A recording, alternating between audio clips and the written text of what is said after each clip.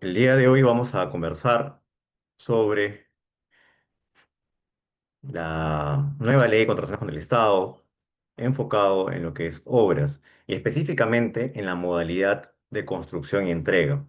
Como sabrán, existen varias modalidades en contratación pública para lo que es la ejecución de obras.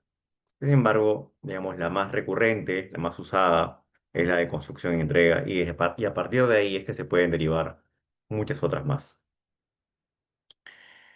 Cabe indicar que todo lo que va a ocurrir, un procedimiento de selección que luego va a concluir con una suscripción de contrato y posteriormente va a continuar con la ejecución del mismo, eh, todos estos eventos se van a plasmar dentro de una plataforma digital de contratación pública, que es el Pladicop. ¿De acuerdo? Voy a empezar por el Pladicop porque quiero de alguna manera introducir la teoría de la contratación pública sobre una base digital. Es decir, actualmente toda la contratación pública se va a llevar de manera digital, virtual. Muy pocos casos son los que se llevan de manera presencial o con documentación física. En ese sentido es importante que nosotros podamos estar sumamente familiarizados con la plataforma digital de contrataciones públicas, con el Pladicop, que involucra sistemas, ¿no? Como por ejemplo el SEACE, que es el Sistema Electrónico de Contrataciones con el Estado, el RNP y otros, y los interrelaciona, ¿no? Y los enriquece a nivel de herramientas para poder interactuar con estos. Entonces, toda la contratación pública va a usar el prédico, ¿de acuerdo? Tanto en procedimiento de selección como en ejecución contractual. Ahora, hemos dicho que vamos a hablar sobre la ejecución contractual de obras, pero para llegar a la ejecución contractual hay que suscribir un contrato, ¿de acuerdo? Si no, no podemos hablar de ejecución contractual. Entonces, para suscribir un contrato hay una etapa que es justo después que ya la Buena Pro se adjudicó y que inclusive la Buena Pro se consintió y se registra en el Pladicop, ¿no? Y cuando ya existe el registro, ¿no?, de este consentimiento, todavía quedan situaciones en las cuales el futuro contratista podría tener algunas dificultades para poder suscribir el contrato. Entonces vamos a empezar un poco en la antesala de la suscripción del contrato, porque es importantísimo, dado que justo ahí es donde empieza la relación jurídica contractual con la entidad y nacen una serie de obligaciones y deberes de ambas partes. Inclusive, nace la oportunidad de que el contratista o la entidad pueda llevar a arbitraje las controversias que puedan surgir. Hasta que no se suscriba contrato, cualquier situación controvertida entre la entidad y y el postor, que todavía, porque el contratista es cuando suscribe contrato, se ventilan no en arbitraje, sino puede ser en el Tribunal de Contrataciones con el Estado o en la misma entidad pública, dependiendo del monto de la contratación. ¿De acuerdo?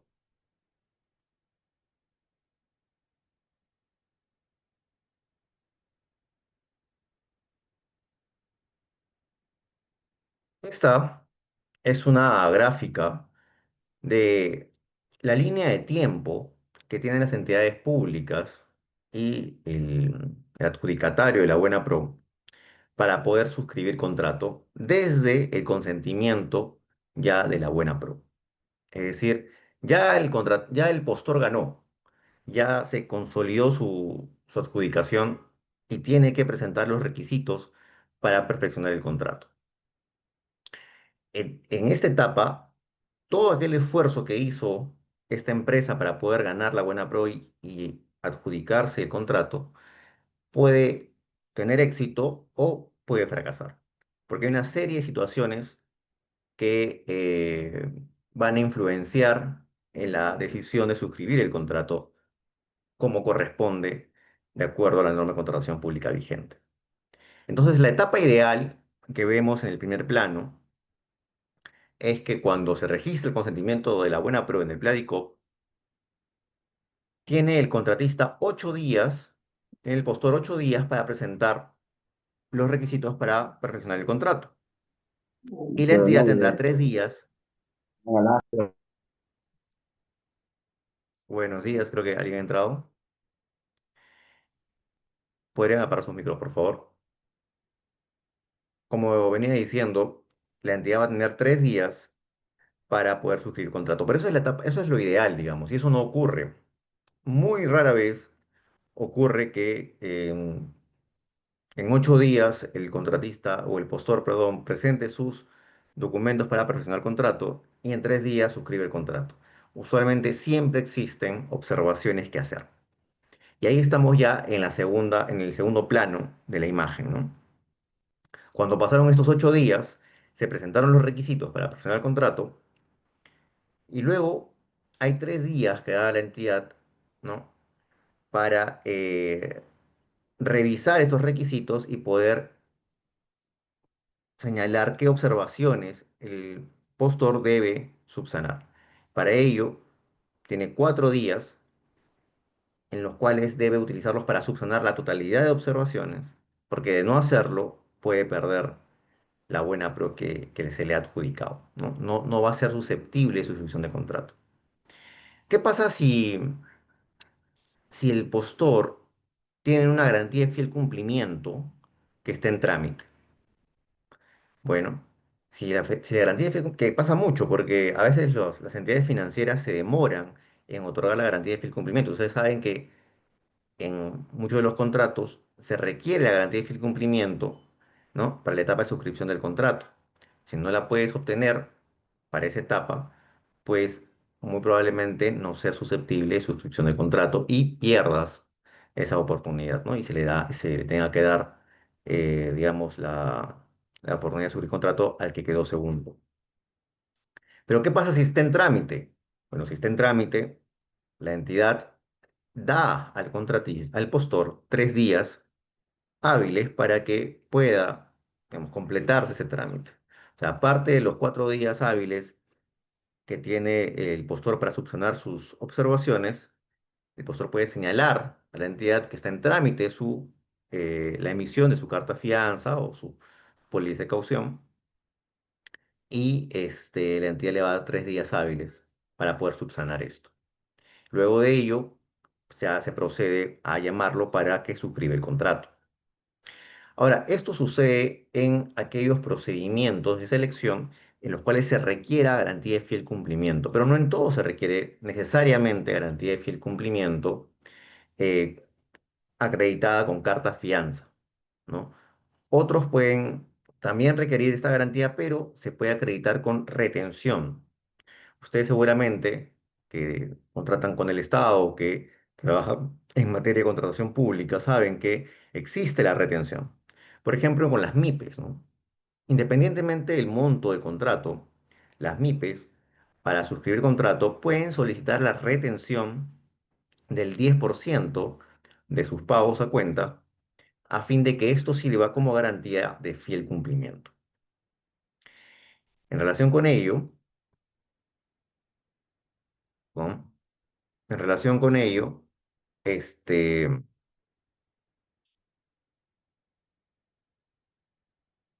tenemos que, como pueden ver en el plano de abajo, ya no son 8 días, sino son 5 días. Se recortan los días cuando se trata de retención, cuando se trata de una garantía de fiel cumplimiento por retención.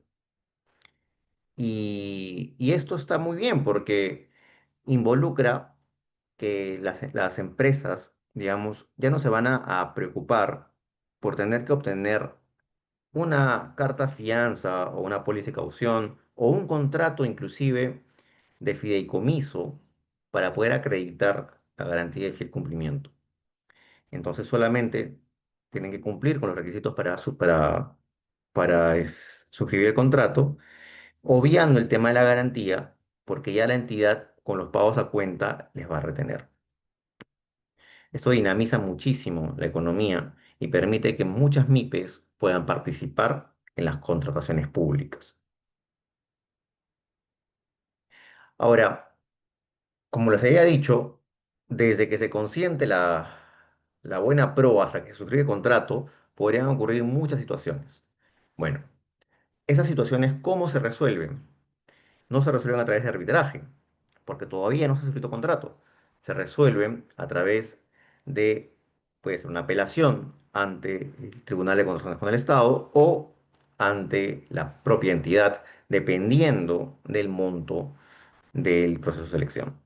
Si es más de 50 UITs, irá al Tribunal de Contrataciones Públicas.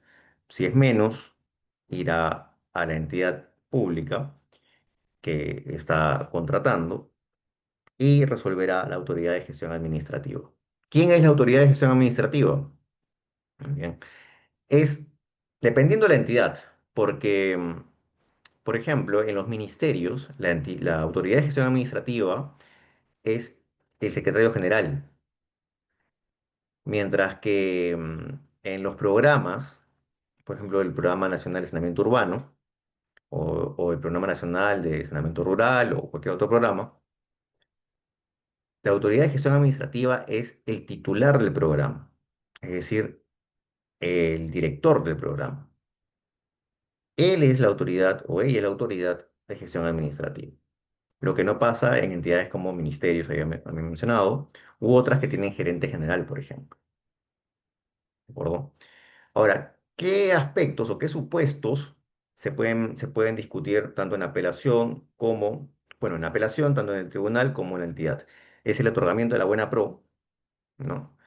La declaración de desierto, la publicación de los resultados, e in- pero la norma te dice que solamente va a poder ver el Tribunal de Contrataciones Públicas, o no solamente, digamos, exclusivamente aquellas controversias o situaciones que involucren la nulidad, ¿no?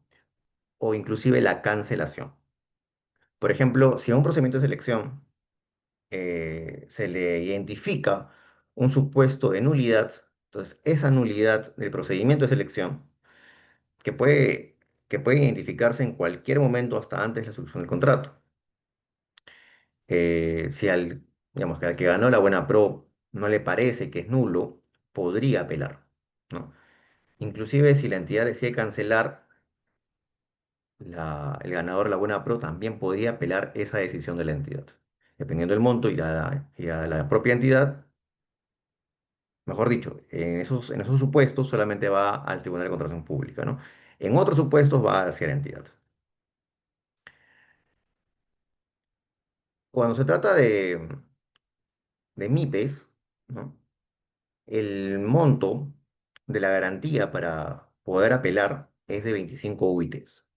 Mientras que cuando se trata de procedimientos mucho más grandes, donde usualmente las MIPES no participan, el monto de la garantía es de 50 UITs, teniendo en cuenta que la UIT está a 5.350 soles al 2025. Ahora, ¿cuáles son las cláusulas obligatorias en los contratos? Ya digamos que se ha superado la etapa de procedimiento de selección y se ha suscrito contrato. Ahora, en los contratos se tienen que incorporar cláusulas obligatorias, ¿no? Una de ellas es la garantía, otra la vinculada a anticorrupción y antisoborno, otra la solución de controversias, después tenemos la resolución de contrato por incumplimiento y la gestión de riesgos. La pregunta sería, ¿y si, por ejemplo, uno de los funcionarios o el encargado de redactar las bases omite una de estas cláusulas obligatorias e inclusive así se suscribe el contrato porque ninguna de las partes se dio cuenta, digamos? Ese contrato sería nulo porque no tiene una de las cláusulas obligatorias del contrato. En teoría, si no cumplió con la norma en derecho administrativo, o sea, en general, alguien podría señalar, no, es nulo, pero no. En contratación pública, digamos, el no incluir estas cláusulas no deviene necesariamente en nulidad, de hecho, no es parte de las causales de nulidad. Sí, quizá en temas de deslinde responsabilidades, pero no nulidad. Dado que en la misma ejecución contractual los contratos pueden tener adendas, ¿no? Y estas adendas justamente pueden corregir de repente. Son situaciones, ¿no? Extraordinarias, porque no se supone que debería ser así. Pero podrían corregir aquellas falencias que se tuvieron en la suscripción del contrato, por ejemplo, en la inclusión de estas cláusulas, ¿no? Imaginemos que no se estipuló la cláusula de solución de controversias, ¿de acuerdo? Y se suscribió el contrato así, nadie se dio cuenta, se suscribió el contrato. Y después se dan cuenta, ¿no? ¿Y qué pueden hacer ahí? Bueno, lo que pueden hacer es un tema de gestión, llamar al contratista, ahora sí contratista, porque ya suscribió contrato, ¿no? Y decirle que se apersone a fin de suscribir una adenda que incluya la cláusula de solución de controversias. Ahora, en específico esa cláusula es interesante porque la propia normativa de contratación pública suple tanto la voluntad de las partes de someter sus controversias a arbitraje, como también suple un poco las condiciones del arbitraje. Entonces, inclusive si no existiera la cláusula de solución de controversias, cualquier controversia que devenga, digamos, de la suscripción del contrato, ¿no? Es susceptible de ser sometida a arbitraje. Por lo tanto, si bien la norma dice que es obligatoria esa cláusula, en estricto está orientada más a que las partes puedan redactar de manera mucho más completa, integral, dicha cláusula, porque no solamente decir que todas las controversias, ¿no? se van a dilucidar mediante conciliación o arbitraje, sino es que también señalar cuáles van a ser las condiciones de ese arbitraje, en qué institución arbitral se va a llevar la controversia, o cuáles por lo menos son las instituciones arbitrales y en qué orden de prelación se van a escoger, si el arbitraje va a ser único, con árbitro único o un tribunal de tres árbitros, eh, si se va a permitir el arbitraje de emergencia, por ejemplo. Entonces, hay una serie de situaciones que la cláusula de solución de controversias puede involucrar. Entonces, la norma de contratación pública obliga que las entidades tengan en cuenta incluir esta cláusula en sus contratos. ¿Por qué? Porque se pueden establecer muchas condiciones eh, que van a otorgar mayor seguridad al momento de llevar las controversias ante la sede arbitral, ¿no? Entonces es importante. También, por ejemplo, tenemos la cláusula de resolución del contrato por incumplimiento. Si no existiera esa cláusula, el contrato asimismo también se puede resolver por incumplimiento. Es decir, la cláusula no es que de todas maneras sea la que constituye la oportunidad de resolver un contrato por incumplimiento. ¿Por qué? Porque la norma suple. En contratación pública, tanto el reglamento como la ley tienen una serie de dispositivos que en su mayoría suplen cualquier deficiencia que pueda tener el propio contrato. Es decir, imaginemos, ¿no? Que en el contrato no está la cláusula de resolución por incumplimiento, que no está la cláusula de solución de controversias, inclusive que no está la cláusula de anticorrupción y antisoborno. Un contrato sumamente ineficiente, ¿no? O sea, alguien que lo ha redactado mal, a todas luces. Bueno, esas tres cláusulas, por ejemplo, están totalmente cubiertas por la normativa de contratación pública y el derecho en general. La cláusula antisoborno vinculada a la anticorrupción. Hay muchísimas normas que regulan la materia, tanto en la solución de controversias como la de contrato por incumplimiento, eh, están reguladas en la norma de contratación pública.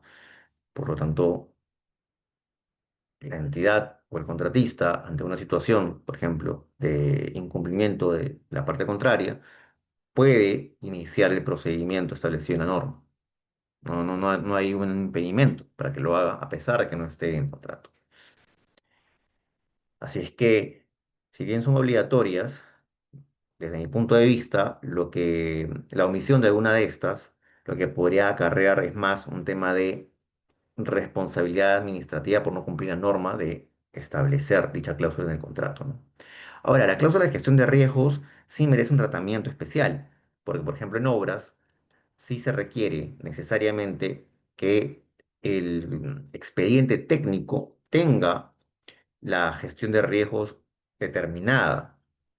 Esto va a permitir que en el contrato se sepa a quién le corresponde tal o cual obligación, ¿no? Tal o cual riesgo, para poder determinar mejor las responsabilidades.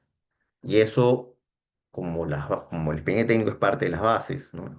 Y es parte también del contrato, entonces, de todas maneras, de alguna manera está incorporado, ¿no? Al propio contrato, inclusive si no está esa cláusula, pero eh, digamos, lo mejor, lo ideal sería que esté la cláusula expresa con una vinculación directa al cuadro, los anexos de gestión de riesgos que tiene el expediente de contratación.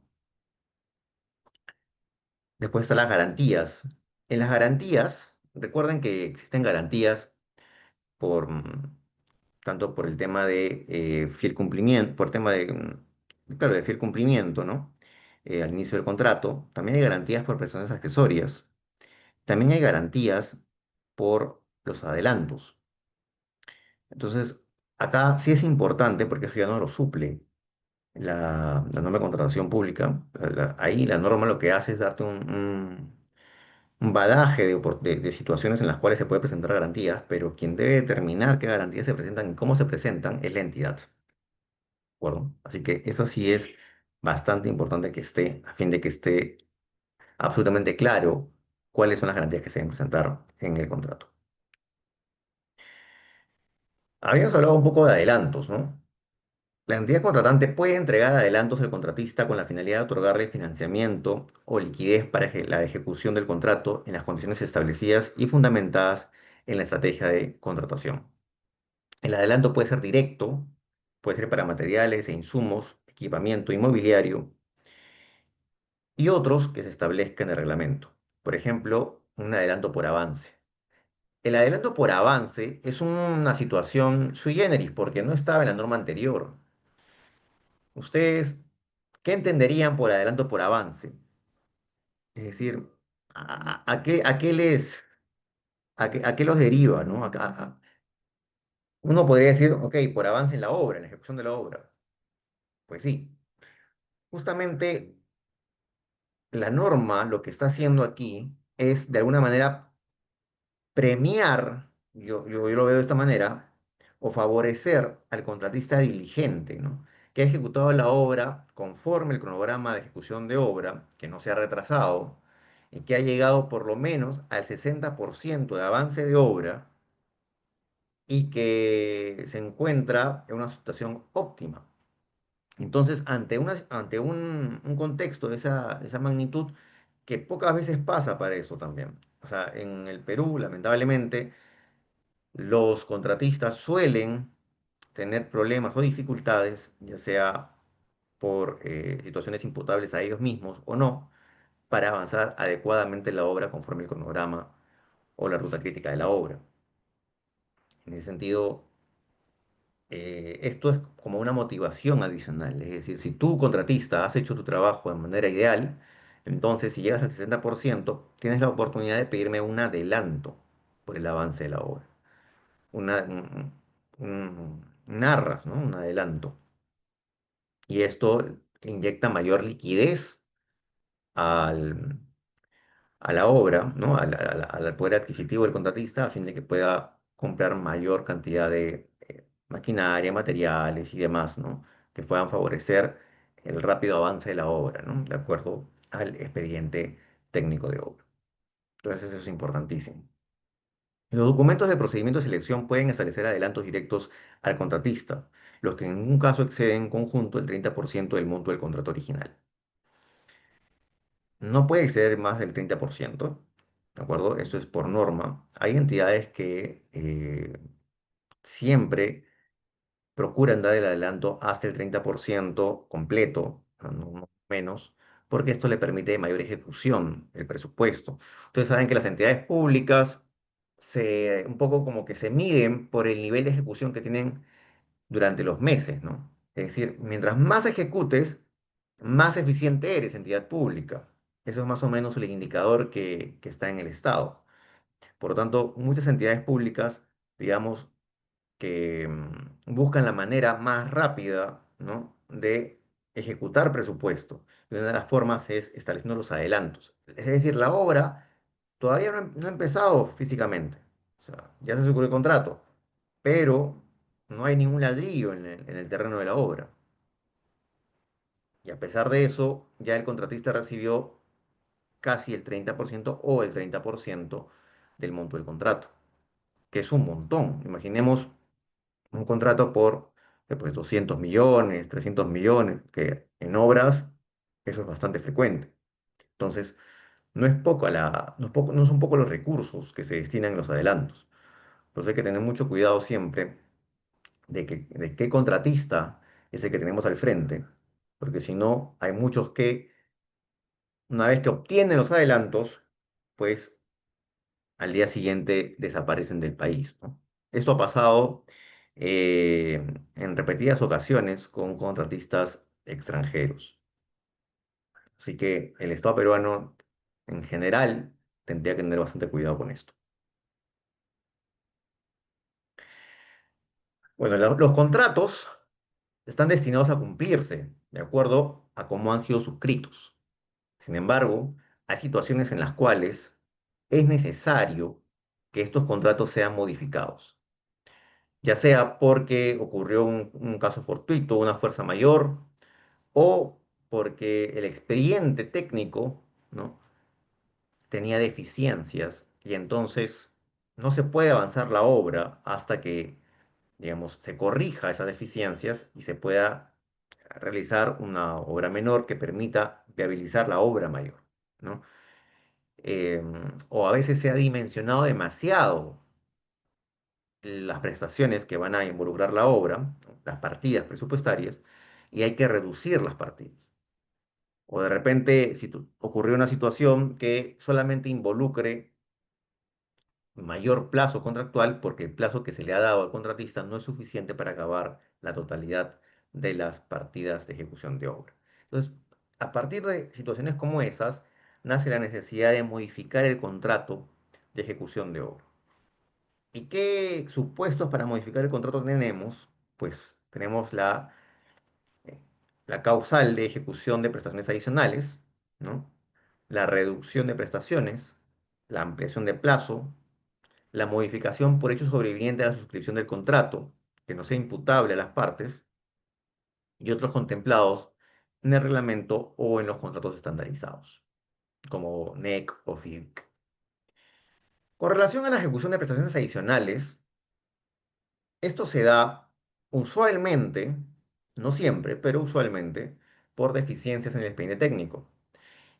Y la norma anterior no había puesto muchos candados o muchas restricciones o inclusive mucha fiscalización en eso, cuando era lo más evidente, ¿no? Sin embargo, esta norma, la 32069 y su reglamento, sí pone especial énfasis en las situaciones en las cuales la entidad pública tenga que modificar el contrato por negligencias o por situaciones, por deficiencias en el expediente técnico. ¿Qué ocurre ante esta situación? Bueno, es posible modificar el contrato, sin embargo, la entidad tendrá que dar cuenta a Contraloría General de la República y al Tribunal de Contrataciones con el Estado, a fin de que cada uno, de acuerdo a sus competencias, investigue si corresponde, ¿no?, emitir una sanción al respecto. En temas de bienes y servicios, se pueden aprobar prestaciones adicionales hasta el 25% del contrato original. En tema de obras, hay una serie de escalonamientos importantes que tener en cuenta.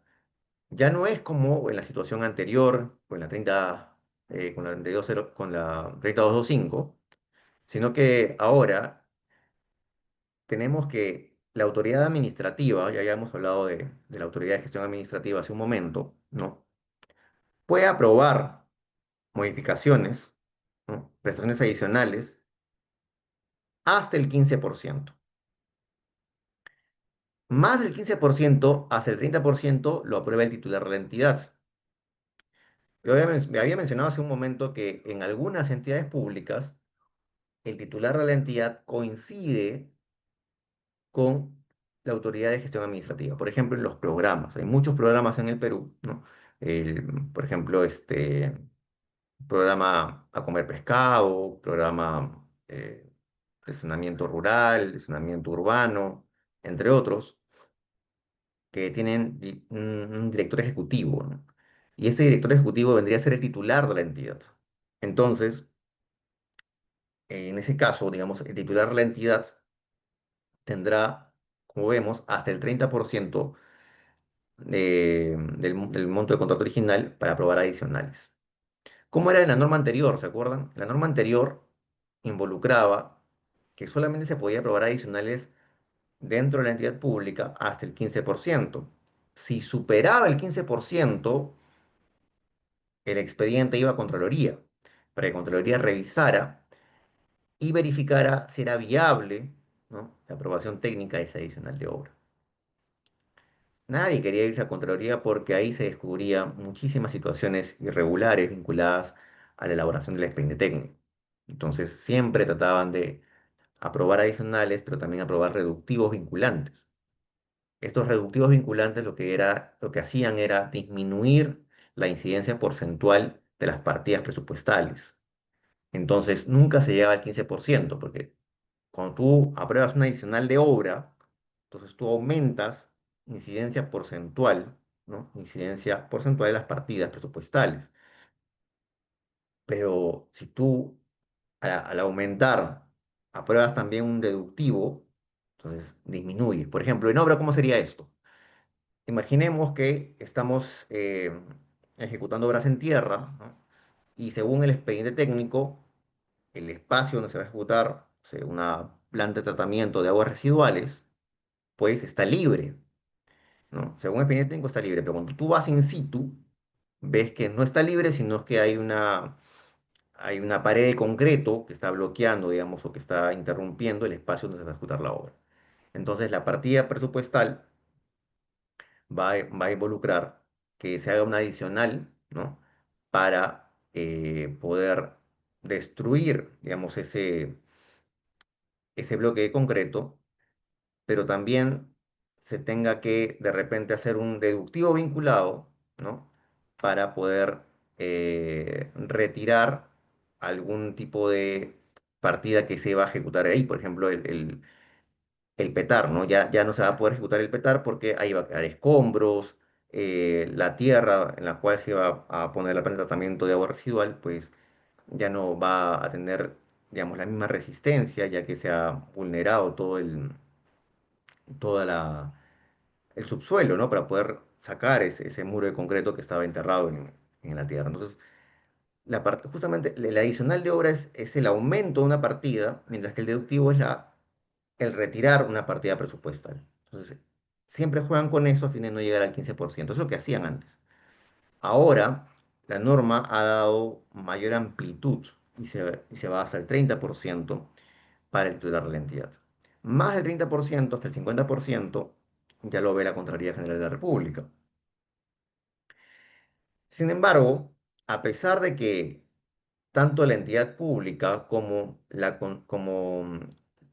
digamos, la autoridad de gestión administrativa, ¿no?, pueden aprobar adicionales, la norma ha dicho que si estos adicionales devienen de situaciones vinculadas a deficiencia en el expediente técnico, entonces tienen que ir necesariamente, como habíamos dicho, a el Tribunal de Contrataciones y a la Contraloría, pero no van para aprobación de ellos, sino va para conocimiento, ¿no? Es una información que se le alcanza a estas entidades, a fin de que ellos puedan adoptar las acciones que estimen convenientes, ¿no? Pero para que ellos tengan alguna injerencia en la aprobación de la adicional. Esto sí ocurría antes, pero aquí no. Aquí solamente va para situaciones en las cuales eh, ellos puedan advertir algún tipo de condición que les permita actuar de acuerdo a sus competencias, ¿no? Así como tenemos adicionales, tenemos reducción de prestaciones. No confundir reducción de prestaciones con deductivo vinculado. Un deductivo vinculado es aquella, aquella partida que se va a retirar para en su lugar poner otra partida. Por eso es que siempre el deductivo vinculado va de la mano con el adicional. En una resolución de adicional de obra puede ir solamente el adicional de obra o si se van a aprobar deductivos vinculados, necesariamente tiene que ir en la misma resolución. O sea, siempre que se apruebe un deductivo vinculado, se aprueba un adicional de obra. ¿De acuerdo? No siempre que se apruebe un adicional de obra se aprueba deductivo vinculado, pero siempre que se apruebe un deductivo vinculado, se aprueba un adicional de obra. Ahora, la reducción de prestaciones es otra cosa. La reducción de prestaciones puede ir hasta el 25% del monto contrato original e involucra que las partidas que se tenían previstas, ¿no? Digamos, en el primer dimensionamiento que se hizo en el expediente, pues eran necesarias para el cumplimiento, para los fines de la obra. Sin embargo, cuando ya se empezó a ejecutar la obra, la entidad pública, el contratista se da cuenta que digamos, el extremo de partidas, un extremo de partidas ya no va a ser necesario. O quitando estas partidas, va a permitir que la obra concluya de manera ideal. Entonces se identifican estas partidas y se reducen, es decir, se suprimen, ¿no? La reducción de prestaciones es eso, es suprimir, es reducir, es borrar, ¿no? Estas partidas, solamente pueden ser hasta el 25%, con la finalidad de que se pueda culminar de manera ideal la obra. Ese es el punto. No puedes reducir por reducir. Tienes que reducir, ¿no? Justificando de que al hacerlo se va a cumplir con la finalidad pública de manera oportuna. Hay muchas situaciones en las cuales, en ejecuciones de obra, cuando ya están por terminar la obra, el contratista dice, mire, yo hago esta pequeña intervención y ya la obra funciona y se puede entregar, ya está lista. Acá el expediente me dice que tengan que hacer más situaciones, más cosas, más prestaciones, pero no son necesarias, te dice el contratista. El supervisor va a evaluar esa declaración técnica y va a decir, en efecto, no son necesarias. Acá ha habido un sobredimensionamiento, no son necesarias. Entonces se va a poner a disposición esta opinión técnica, a disposición de la entidad, y la entidad va a tomar la decisión de reducir o no, ¿no? Evidentemente, esta reducción tiene que apuntar siempre a que se deba cumplir con la finalidad del contrato de manera oportuna. ¿Por qué motivo se da la reducción, como se pone acá, ¿no? Por la falta de ejecución de dichas prestaciones no impide alcanzar la finalidad del contrato, claro. La prestación por reducir no debe haber sido ejecutada y debe ser cuantificable y divisible. Este punto de acá, en esta característica de la reducción, que no debe haber sido ejecutada y debe ser cuantificable y divisible, es importantísima, porque, por ejemplo, una obra debe entenderse siempre como una unidad, un servicio, que presta un servicio. Es decir, si un contratista te hace una línea de tendido de tuberías, ¿no? La reducción que había mencionado es básicamente el tema de la supresión de partidas para poder culminar la obra. Ahora estamos en la ampliación de plazo. Ustedes habrán escuchado en repetidas ocasiones el tema de la ampliación de plazo. Esto se da exclusivamente cuando el contratista ha caído en retraso por una situación que no le es imputable al contratista. Si fuera imputable al contratista, no podría haber ampliación de plazo. El contratista tendría que cumplir con sus plazos contractuales, ¿no? Y de no hacerlo, caería en penalidades. Por lo tanto, hay que tener mucho cuidado con la ampliación de plazo. Ahora, la norma de contratación pública actualmente ha favorecido de alguna manera la evaluación técnica que se pueda dar para poder viabilizar las ampliaciones de plazo. Así tenemos que cuando una ampliación de plazo, digamos, se presenta, ¿no? Y esta no está dentro de los 10 días hábiles de que ocurrió el supuesto que habilita la ampliación de plazo, entonces es posible aún así presentarla y que la entidad pública a través de su área usuaria sea quien determine si es viable o no la ampliación de plazo a través de un análisis técnico. Esto no existía en la norma anterior, pero ahora, en el artículo 198 del reglamento, se ha regulado, y esto a fin que la obra no sufra ningún perjuicio, ningún estrago, porque si el contratista empieza a acumular penalidades, va a tener menos liquidez para poder inyectarla a la obra, ¿no? Para poder favorecer el avance de obra. Y esto va a perjudicar a la larga la finalidad pública por la cual se contrató dicha obra. Ninguno gana, por decirlo de una manera, ¿no? Entonces, la entidad sí tiene la potestad ahora de poder, de manera extemporánea, ¿no? Revisar ampliaciones de plazo que se hayan presentado de manera extemporánea. La subcontratación involucra que un contratista, cuando requiera de auxilio por otras empresas para poder cumplir con sus obligaciones contractuales, puede hacerlo hasta un máximo del 40%. No puede hacer más del 40% porque la norma lo impide, ¿no? Y si lo hiciese, ¿de acuerdo? ¿Qué pasa si lo hace? ¿Qué pasa si el contratista se excede el 40% del monto de ejecución contractual en la subcontratación? Bueno, en principio estaría incumpliendo el contrato, lo cual podría ser causal de resolución de contrato ante un apercibimiento previo, o también podría haberse involucrado un tema de negligencia por parte de la entidad, porque toda su contratación debe pasar por la evaluación previa a la entidad. Y si la entidad no acepta esa subcontratación de manera expresa, entonces se considera que esa subcontratación está rechazada, ¿de acuerdo? No puede haber subcontratación de manera libre por parte del contratista. Siempre tiene que estar bajo evaluación o bajo aprobación de la entidad.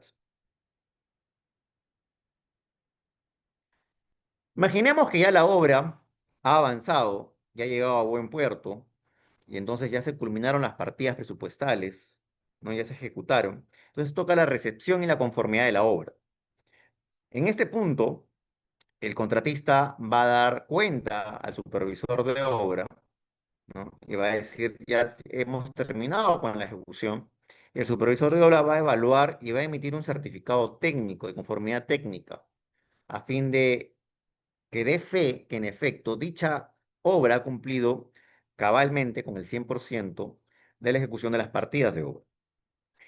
Si esto es así, inicia ya de parte de la entidad la conformación del comité de recepción de obra, que va a verificar y va a recibir la obra. Y en este contexto pueden ocurrir muchas cosas. Puede ocurrir que el comité de selección de obra formule observaciones y las observaciones luego no puedan ser levantadas por el contratista o no quieran ser levantadas por el contratista porque éste considera que no corresponden, y ahí nace una controversia que tiene que ser dilucidada o en conciliación o en arbitraje.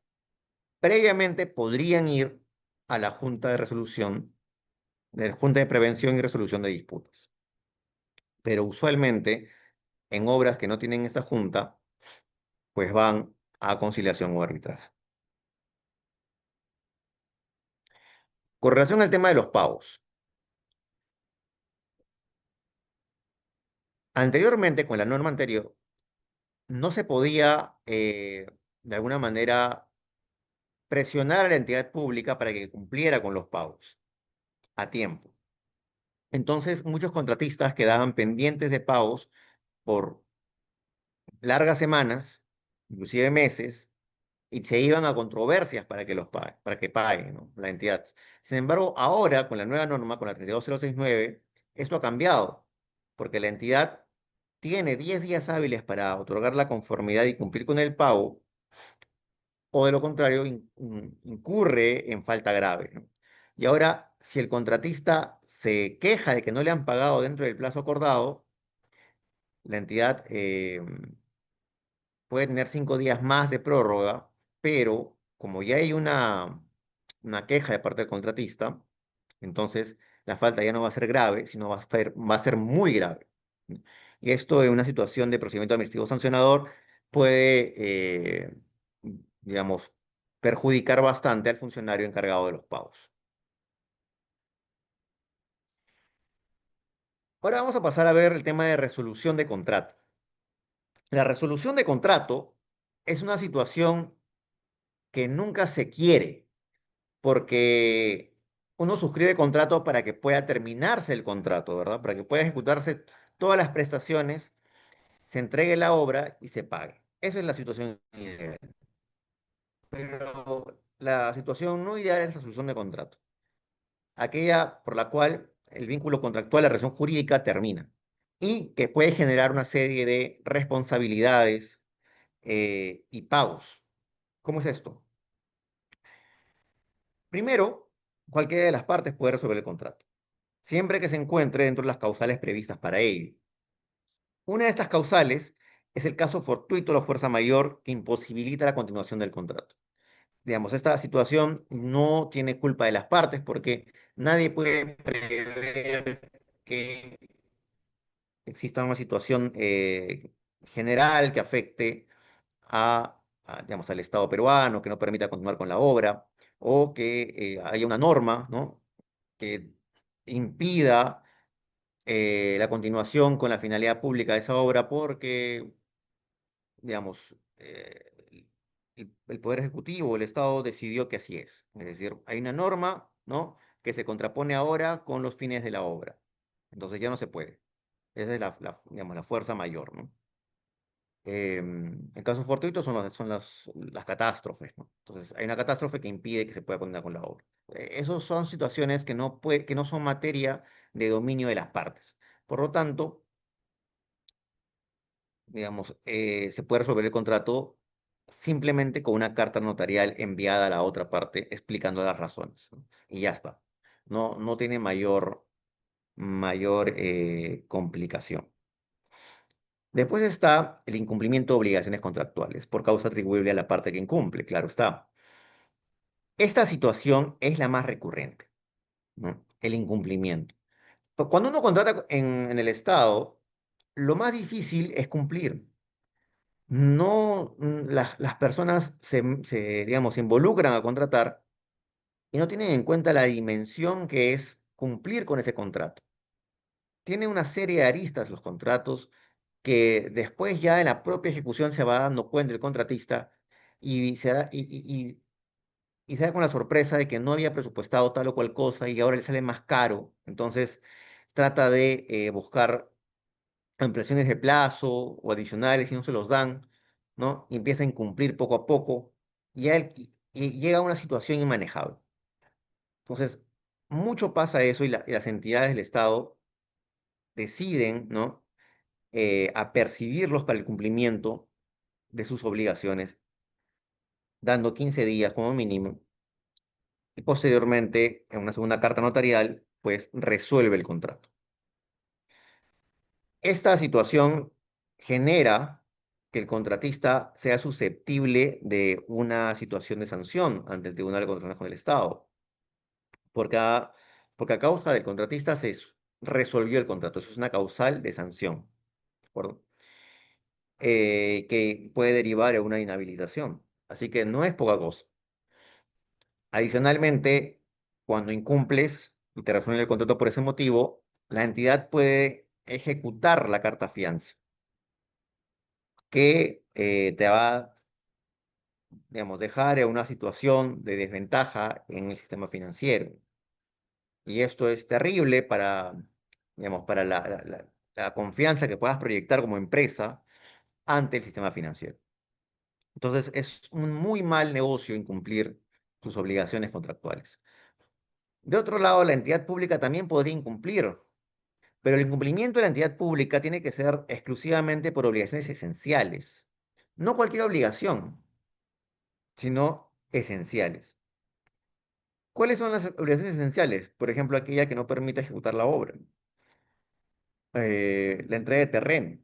Imaginemos que contratas con el Estado, ¿no?, para la ejecución de una obra y bueno, la entidad te tiene que dar el terreno, la libre disposición del terreno para que tú puedas hacer la obra, pero hay muchas entidades que no cumplen con dicho requisito.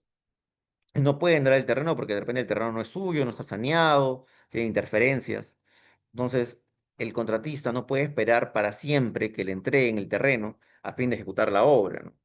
Entonces, ahí lo que puede hacer es activar la causal de incumplimiento de la entidad, justamente su responsabilidad es entregar el terreno, ¿no? Y la viene incumpliendo, incumplimiento de la entidad, y en virtud de eso, ¿no? A percibir a la entidad para que cumpla con su obligación esencial y luego resolver el contrato.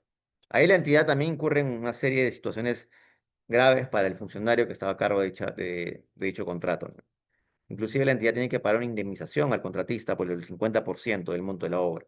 Es decir, para ninguna de las partes es negocio, ¿no? Que le resuelvan el contrato por incumplimiento. Y es por ese motivo que la mayoría de casos de arbitraje se ventilan, ¿no? Situaciones de resolución de contrato por incumplimiento, porque todos se van a arbitraje en su mayoría. Buscan hasta la última instancia para poder revertir la situación que les acontece, ¿no? Entonces, es muy importante esta causal, tenerla en cuenta y saberla utilizar. Después está la causal del hecho sobreviniente al perfeccionamiento del contrato. El hecho sobreviniente al perfeccionamiento del contrato es una situación sin culpa de las partes.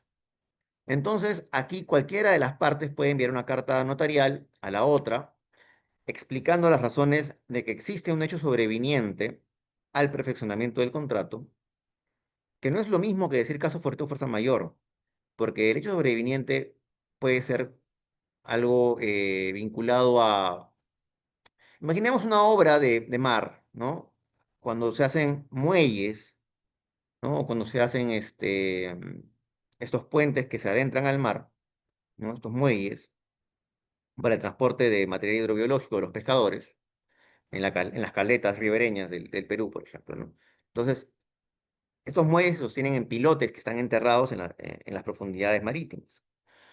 Pero ¿qué pasa si es que cuando vas a hacer la obra, ya en la parte de mar, te encuentras que recientemente, digamos, hay un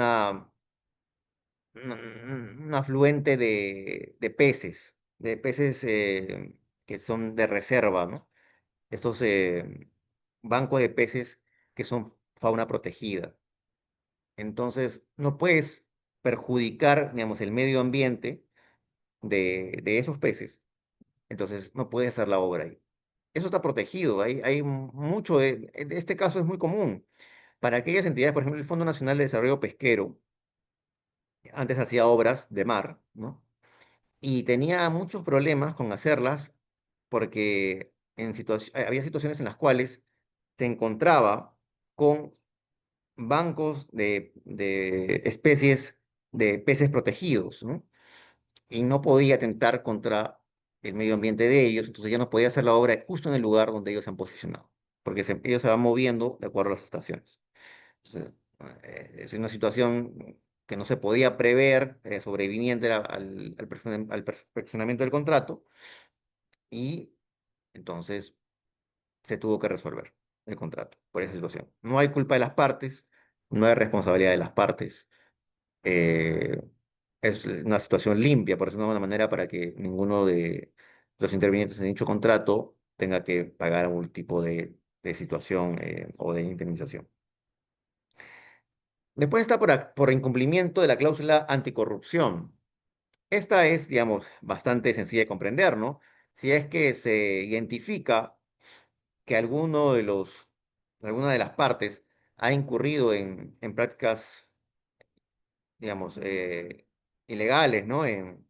Antiéticas, corruptas, como por ejemplo recibir dádivas o prometer favores dentro del proceso de selección, y por eso se hizo ¿no? de la contratación pública, del contrato, o inclusive en la ejecución contractual, el contratista ha realizado, ¿no? Situaciones no éticas con la contraparte.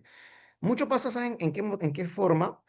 En que el contratista quiere poner materiales de baja calidad, ¿no? Y le paga al supervisor para que no diga nada, o quiere decir que la obra ya avanzó hasta tanto porcentaje y también soborna o genera algún tipo de situación anómala en la obra para que nadie alerte a la entidad pública, ¿no? Y se le pague. Entonces, hay en los manejos de gestión de la obra pueden ocurrir situaciones irregulares, ¿no? Que involucre corrupción. Entonces, si la entidad lo detecta, pues inmediatamente debe cursar una carta notarial resolviendo el contrato por esa causal. ¿Y por qué? Porque si no lo hace de manera inmediata, la entidad va a seguir pagando a un contratista que ya está inmerso en la causal de la cláusula anticorrupción y que ya no debería estar contratando con el Estado. Entonces, es importante la actuación rápida de la entidad pública. Después está una causal que es bastante conocida porque viene también de la norma anterior, que es la presentación de documentación falsa o inexacta durante la ejecución contractual. Y entonces, cuando un contratista, para hacerse del contrato, ¿no?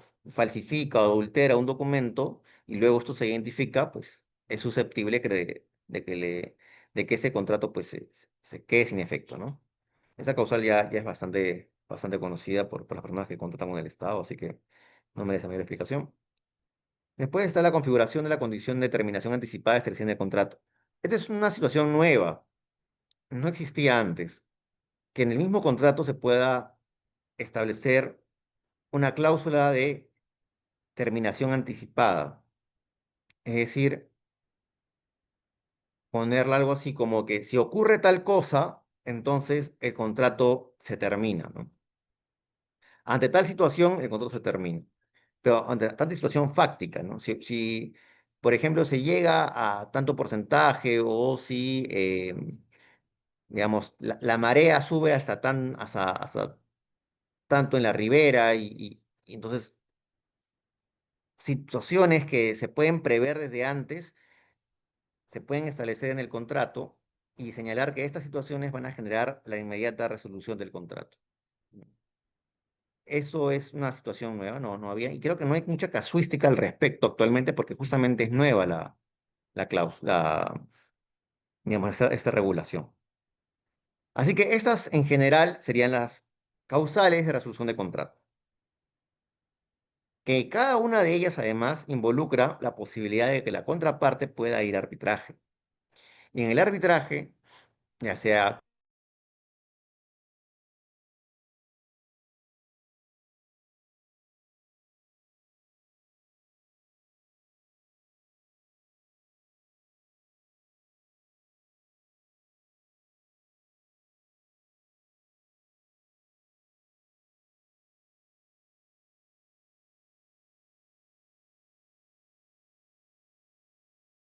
escribió con un proveedor impedido para contar con el Estado, cuando se verifica que que la documentación presentada es falsa, adulterada